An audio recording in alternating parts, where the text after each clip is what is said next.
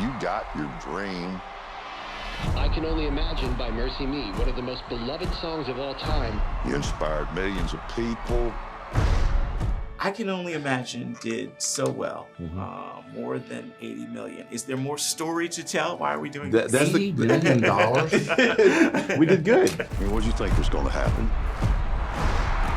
You're just going to ride off into the sunset? When they started talking about doing a sequel, I was very skeptical. I was like, no, let's not rock the boat. That was a great moment. Let's move forward.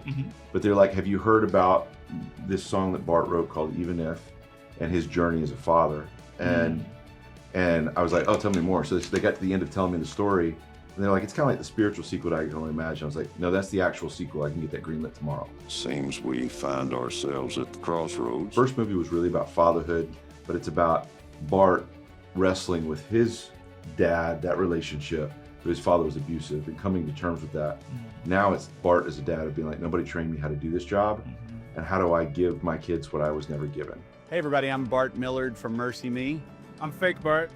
Yeah, John Michael Finley was his name. What ingredients do you need in a song story for it to be a movie? These two songs in particular, Imagine Even If, were written out of some difficult seasons of my life. Sometimes you win The question is, sometimes you lose some. are we still headliner material? Never looked at it as ingredients, but definitely, I think just the idea that most of the songs that I write come out of me just trying to work out my issues. There's always a story connected. How would you describe how we meet Bart in this chapter of the story? The tables have turned, and now we see Bart as the father. And it was such a wonderful challenge. You got another hit cooking? What did you, in meeting Sam, feel you wanted to bring to screen in portraying him? Yeah, That's a good question. it is. So, in meeting Sam, we talked a lot about the struggle to connect. I feel like that is such an important thing to share that like all of us go through it. I'm Tim. I'm Bart's warm-up. This is my first tour, you know? It's my first tour, too.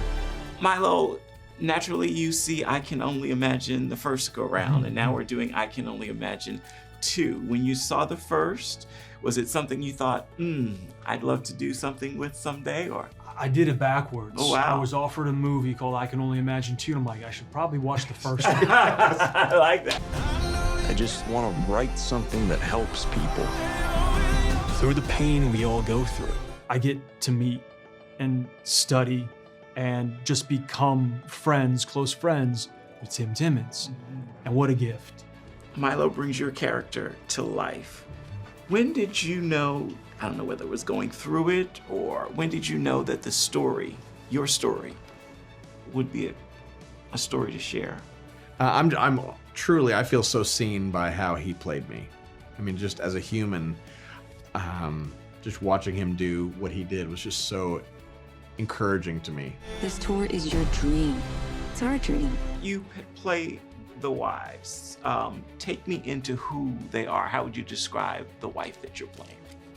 Gosh, I mean, they really are the rocks. If Shannon wasn't as strong and as incredible as she is and as patient, there'd be nothing for him to come back to.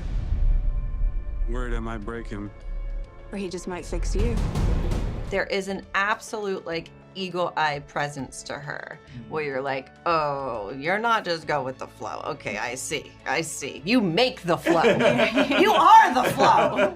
That's her. When did Accountant Bart show up? I don't know, man. About the time I invited my diabetic kid along on this writer's block-inducing make-or-break tour. So how are you feeling as we sit here close to release? Yeah. How are you feeling about what you've done? You know, I'm excited. Dennis is a non-negotiable, John Michael is a non-negotiable. So we brought back all the originals, and just getting these people back together 8 years after we made the first one, that in of itself was a gift. But then we got to add to the cast these new characters, and bringing Milo Ventimiglia in to play Tim Timmons as this kind of spiritual guide. Milo steals the show. Gratitude. Grief. Finding a way to hold them, both. You know, you don't want to make a sequel just to make a sequel because it was a success at the box office. You needed it to be a story that stands on its own, and but just the experience of making this film, working with Andy,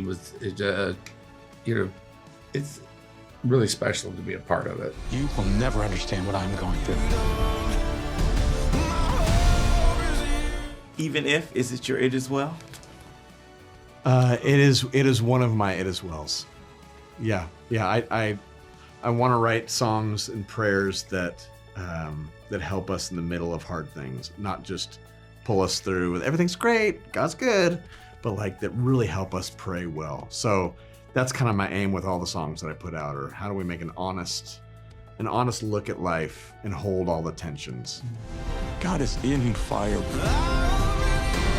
And it is beautiful. This song needs you.